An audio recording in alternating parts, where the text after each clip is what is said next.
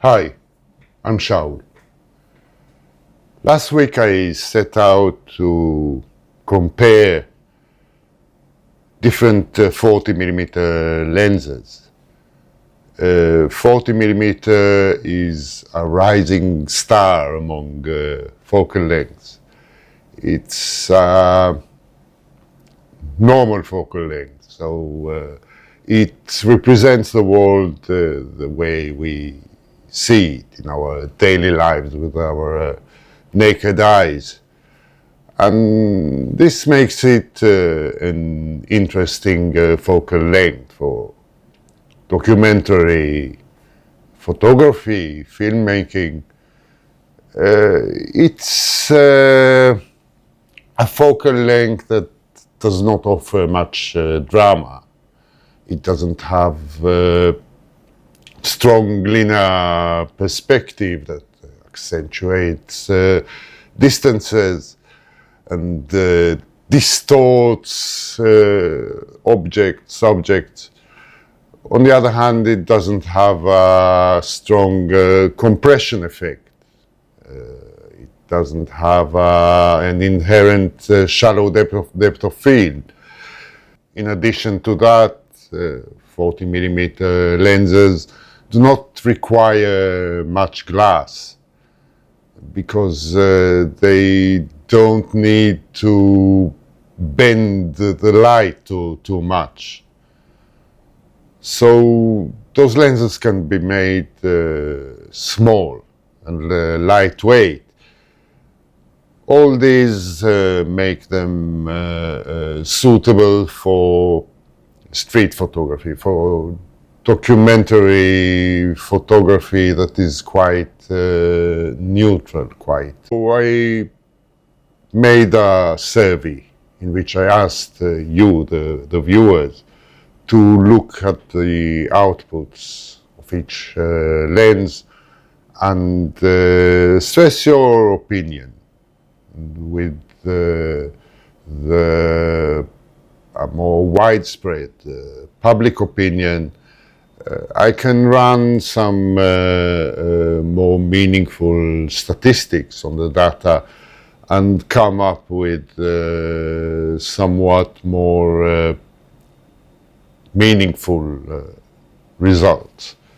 I made such comparisons before, in which I took stills photos in similar conditions of a set scene, and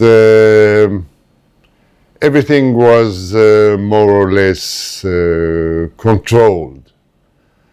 In this case, I wanted to make this comparison in real life conditions, outdoors, and to use video output instead of stills, because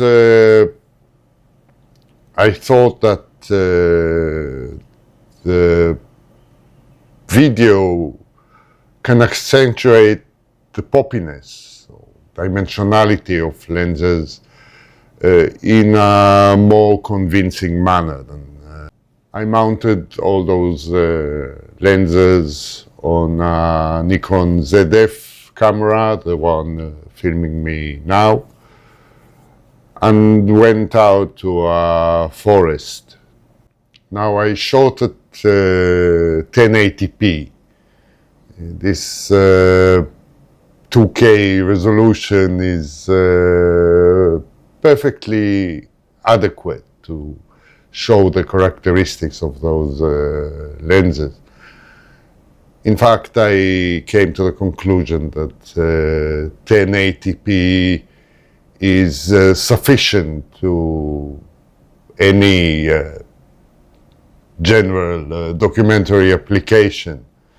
I shoot all those talking head videos at 1080p, and I never got any complaints about the quality of the videos, except for on the audio, but the video seems to be perfectly fine.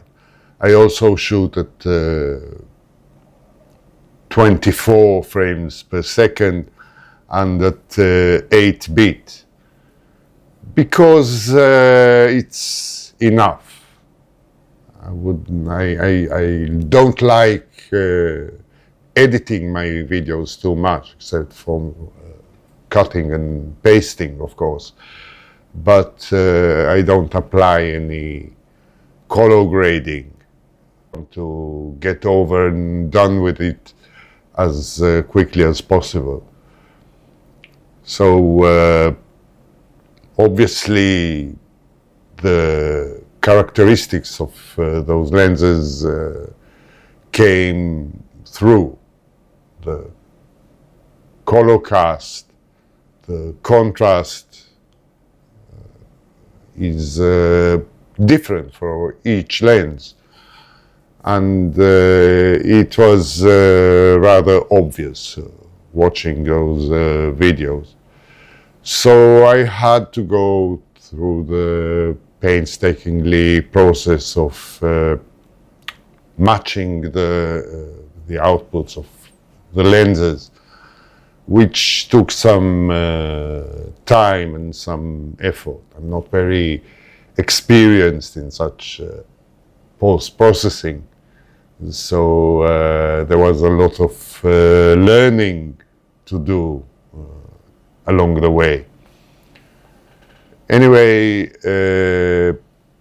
after I finished matching the outputs of those lenses to one another, more or less, I realized there was another problem. Shooting outside in a sunny day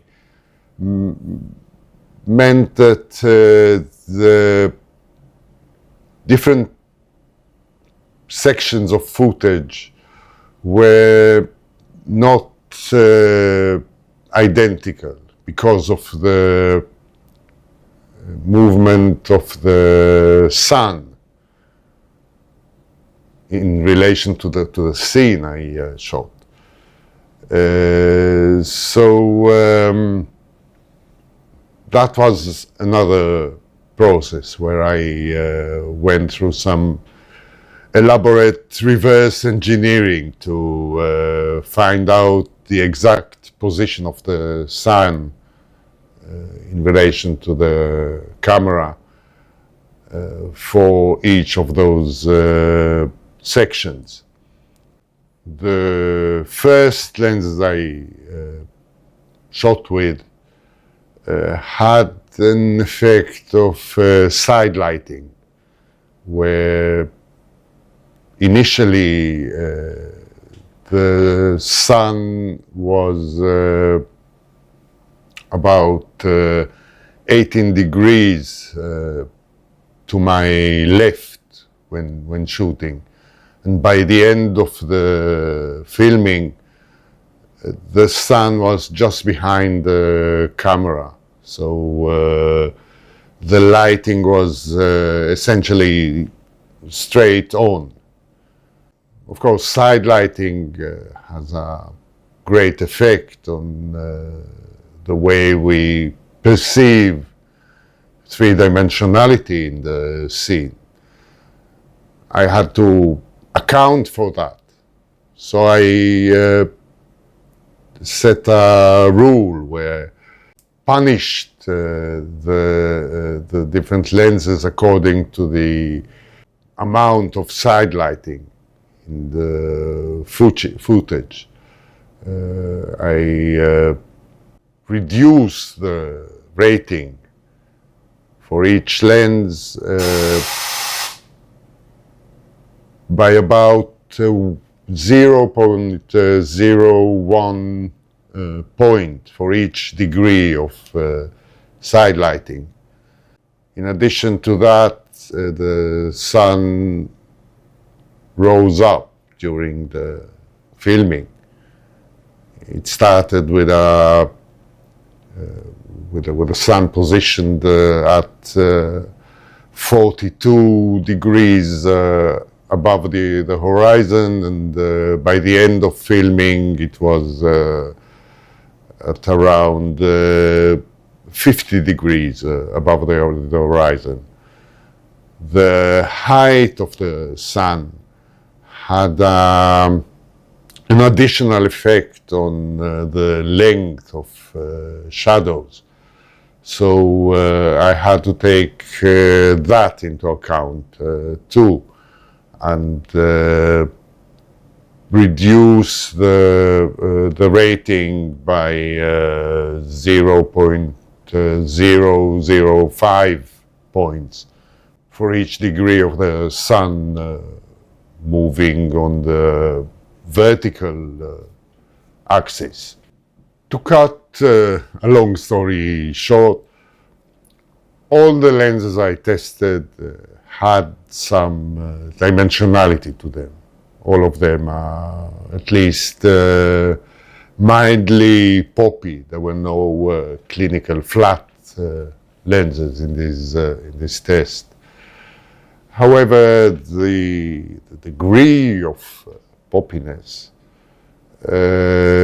varied a little bit between lenses, as was apparent, especially after I made all those color matching and corrections. I asked you to rate each lens between 1, which is completely flat, and 5, which is highly poppy, where the dimensionality really comes through in the footage. In addition, I asked you to write down which lenses you preferred and which lenses you liked the least. That gave me an overall evaluation of the lens, depending not only on its poppiness, but also on its contrast, its color cast, the overall quality of the footage, subjective quality, of course. In fact, I ran 2 surveys. One asked you to look at the straight out of camera footage, and the other one asked you to look at the matched footage. I can't be sure that the same respondents participated in both polls, but the relatively large sample size should eliminate that factor. Without further ado, let's go over the different lenses and what I discovered about their characteristics with your help. The first lens I tested was this one. This is the Nikon 24-120 in the F mount, the old version, not the new Z version that is made for mirrorless cameras. This lens was released in 2010. Obviously, it's not the sharpest lens in the world. It was designed as a kit lens for full-frame cameras. I bought it at the time, much after it was released, in order to help me with video applications. You see, it's the range of focal lengths in this lens is quite versatile, and it has image stabilization. So I found it quite a good lens to shoot video on DSLR cameras, such as the Nikon D780, which I own. Now, this lens has 17 elements in 13 groups, with two low dispersion elements that are quite thin. That gives this lens a dispersion score, which is supposed to be a good indication of its poppiness of 0.12. In other words, this lens should have some pop, but it should be slightly on the flat side. The mean rating you gave this lens was 2.93 out of 5. But after the correction of the score, according to the considerable amount of side lighting and the vertical position of the sun, the rating was reduced to 2.62. This lens has a very nice rendition. I'm not only talking about its poppiness, but it is highly saturated, highly contrasty, and it has a considerable warm color cast, much more so than other lenses that participated in this test. In fact, this lens was made to compete with Canon's 24 to 105 L. This lens has similar characteristics to the Canon lens. It makes very saturated, very pleasing images that are not quite typical to Nikon. They are made to imitate the Canon's color science.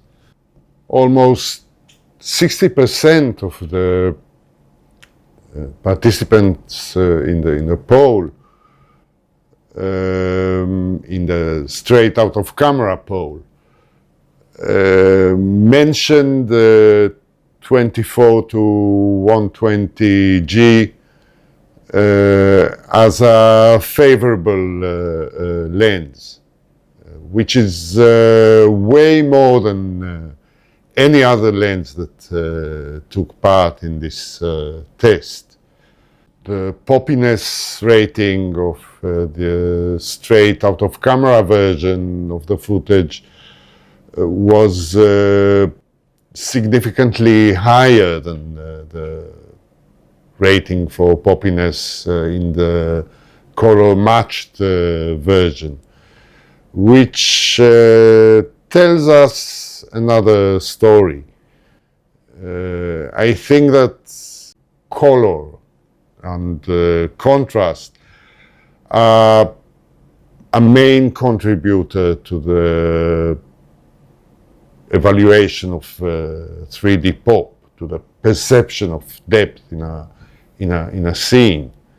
Lenses that are truly poppy only show their advantage in unfavorable lighting condition, where the light is flat, when There are no prominent shadows in the scene, like this video that you're watching now.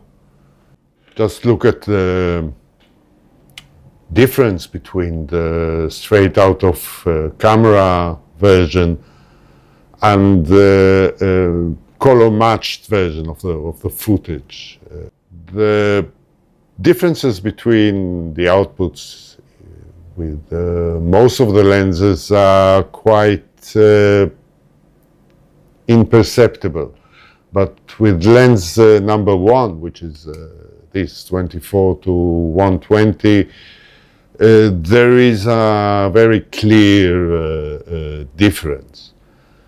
To color match this lens to the other ones, I really had to tone it down to reduce color temperature, to reduce the gamma and also the saturation. This lens makes an excellent lens. It makes very pleasing images or footage, and I don't think you can find any lenses with the same characteristics these days. New lenses are made with perfection in mind. They are very sharp, very neutral. They are made with dynamic range in mind. This lens has such a high contrast that it reduces dynamic range. Highlights are more easily clipped because of this high contrast. It's a lens that was made for a certain era. The cameras that this lens was made for were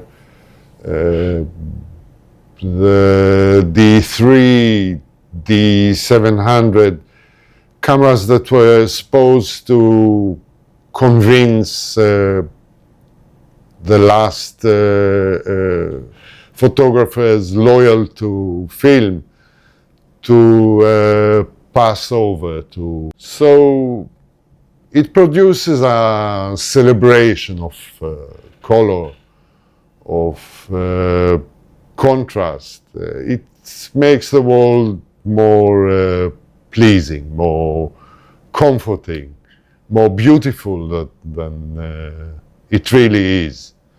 And it shows in the results, even on a modern camera such as the ZF. According to the results of the color matched survey, this lens was the least poppy of them all. It also had the lowest dispersion score. The next lens in this test in order of poppiness was this one. I'll take the hood off.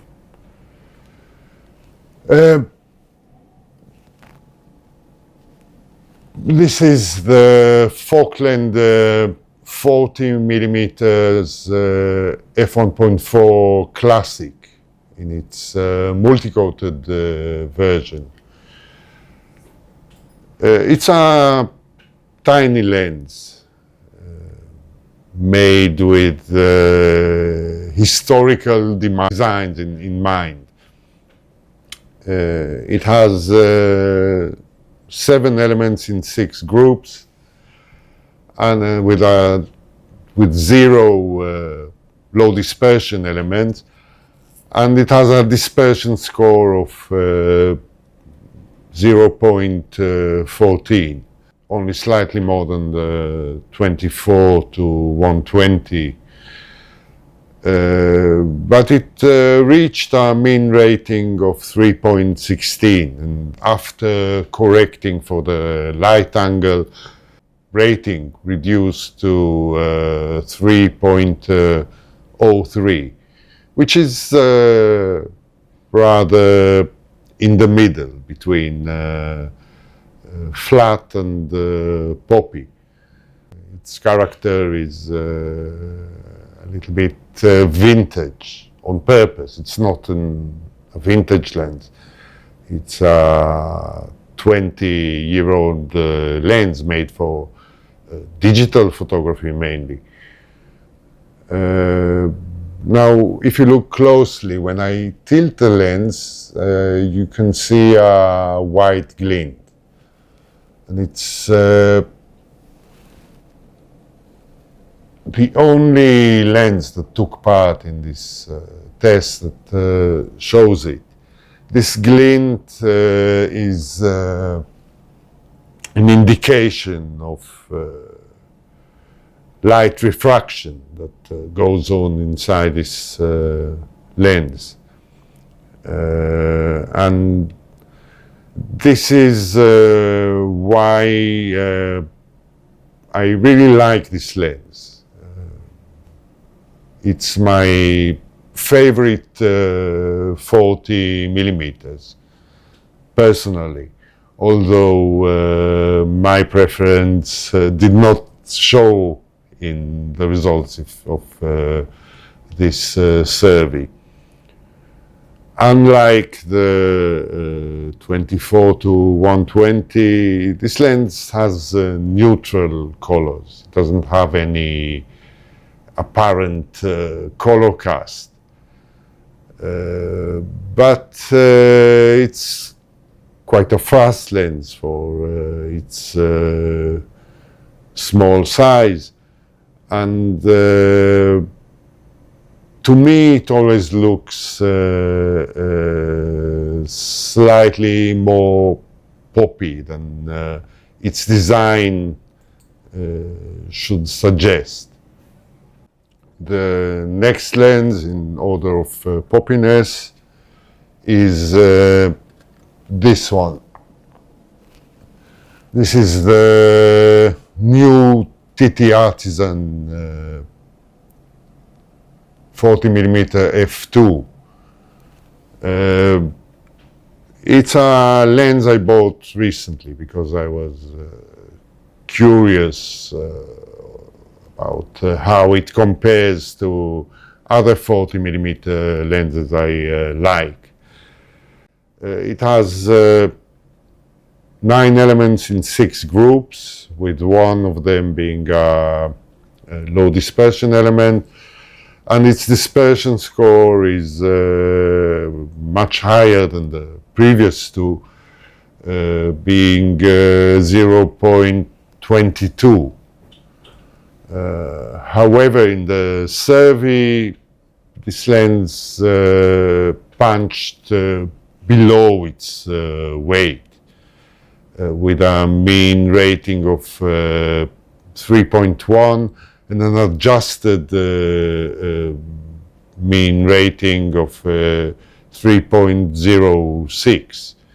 It was one of the last lenses in this test, lens number 4. So the lighting condition while shooting with this lens were quite straight on. There wasn't much side lighting. I suspect that the reason why this lens punches below its weight, actually it was an outlier to the overall trend. I will show you later. I think that this lens is very well corrected for chromatic aberration, for light dispersion. It has 3 doublets in its design, which are made to reduce chromatic aberration. In addition to a low dispersion element, the level of color fringing transmitted by this lens are really low. That diminishes its poppiness. It was also the lens that got the least high poppiness ratings of 4 or 5. I think that only about 30% of the respondents to the survey thought it was highly poppy. Even the first lens, the zoom, the 24 to 120, got about 45% of highly poppy ratings. The TTArtisan 40mm f2 has a warmer color cast, not as much as the zoom, but in the straight out of camera survey, it performed slightly better than in the color corrected survey. The next lens in its poppiness in an ascending order is this one, the famous Voigtlander 40mm f1.2. It's by far the most expensive lens that took part in this test, and it seems that it's for a reason. This lens has 8 elements in 6 groups, no low dispersion elements, and it has a dispersion score of 0.25. The mean rating of in the survey was 3.59, and that was reduced to 3.39. It was lens number 2 in the test, so it enjoyed the advantage of quite a lot of side lighting, which helped its perception as a poppy lens. After correction, it still got a very good result. 3.4 is a highly poppy result. Now, if you ask me, I prefer the rendering of the older 40mm f1.4 classic to the more neutral rendering of the 40mm f1.2. By the way, both lenses are in the VM version, so they have an M mount. They are mounted on my camera with a Z to M adapter. Interestingly, in the survey that asked you about the straight out of camera versions of footage, the 40mm f1.2 scored much worse than in the color corrected version, despite being a warm lens with quite a high contrast. I think that this is a carryover effect of the zoom. which preceded it. The difference in rendering between the first lens, it is a celebration of color and contrast, to this lens that is more neutral, really affected the score of the Voigtlander 40 f1.2. However, in the color-corrected version, this lens received its justice. The poppiest lens of them all in this test was this one. You might recognize it. This is the Nikon 40mm f2. It's quite a simple lens that is usually sold as a kit lens for the camera filming me now, the Nikon ZF. It has a very simple design. It is made of 6 elements in 4 groups, no low dispersion elements. That gives it a dispersion score of 0.33. Its mean rating in the survey was 3.49, and in the adjusted rating it scored 3.46, as it was the last lens tested, lens number 5.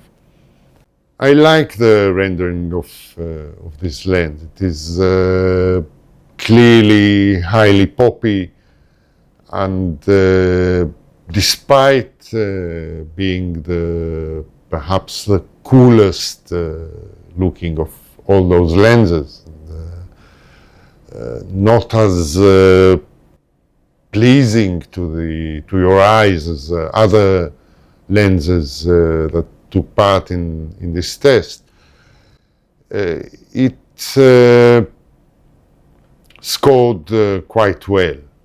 About 60% of the participants in the surveys gave it a highly poppy score of 4 or 5, and that was the most any lens got in this poll.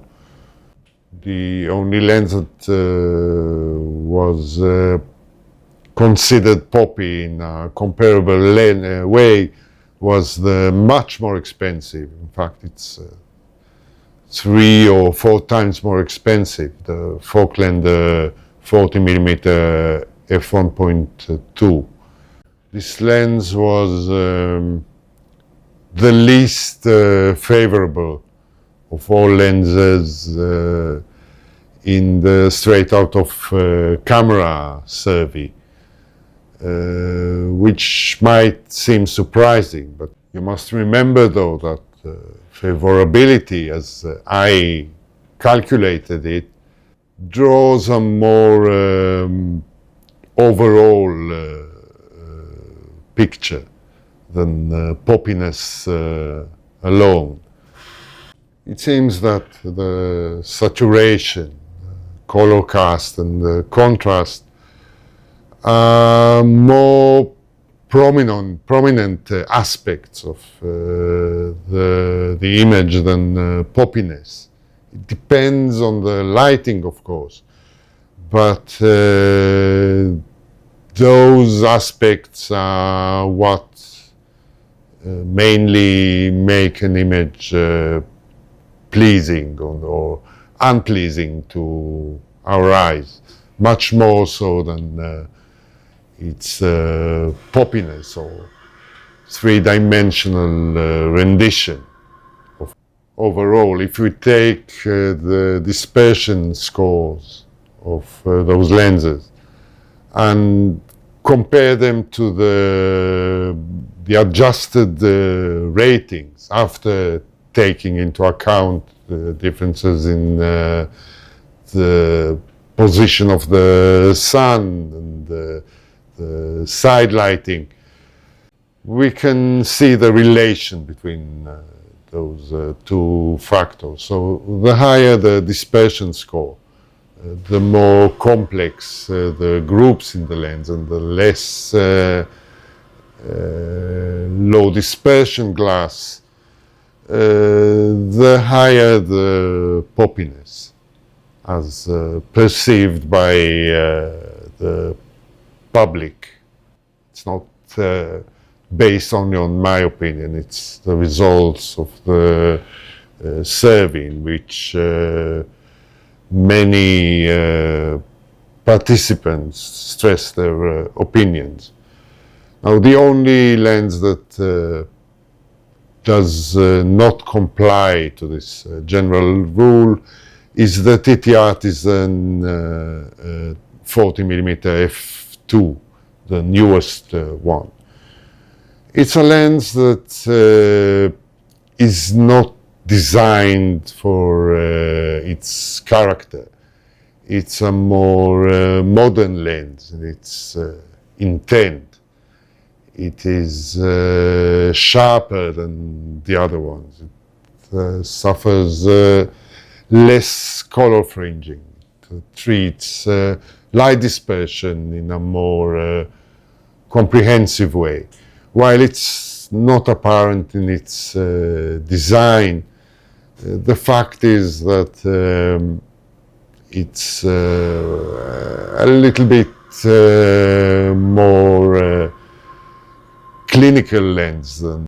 The last point I would like to address here is the effect of the viewing size on the perception of poppiness. Well, I also asked you to write down what side the screen you watched this comparison on was.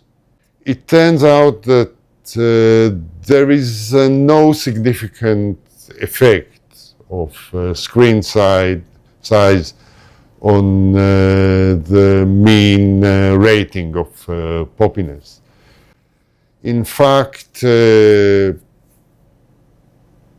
people who watch that test on a large screen, television set or an external computer screen, gave slightly lower poppiness ratings than people who watch the screen on a small, on a smartphone screen, or on a medium, on an integrated laptop screen.